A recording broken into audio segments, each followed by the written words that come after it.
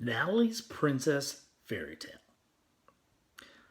Once upon a time, not long ago, in a land not too far away, there was a small kingdom that had nearly been forgotten by the outside world.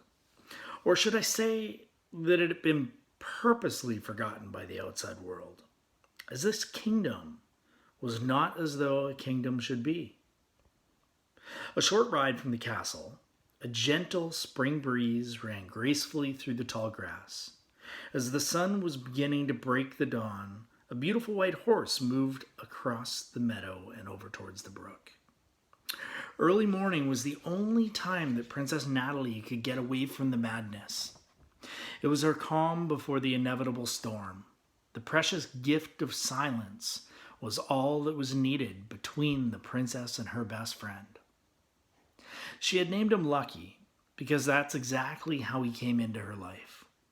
As a child, Natalie was wandering alone and slipped into the brook when it was swollen with this winter rage. The power of the river left her helpless, and she got swept downstream. Gasping and choking for air, there was nothing to grab onto, nothing to stop her. Then everything went black.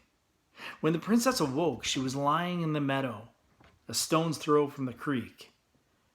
Staring down at her as she opened her eyes was the most beautiful white horse she had ever seen in her life. Whomever had saved her must be the owner, she thought to herself. But as she looked around, there was no hero to be found, just a horse. She called out to see if anybody answered, but there was nothing. But surely somebody must have pulled her out of the water and saved her. How else would she end up where she was?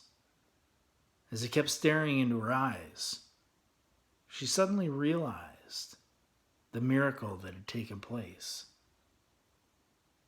He was there for her when nobody else was, and he's been by her side ever since.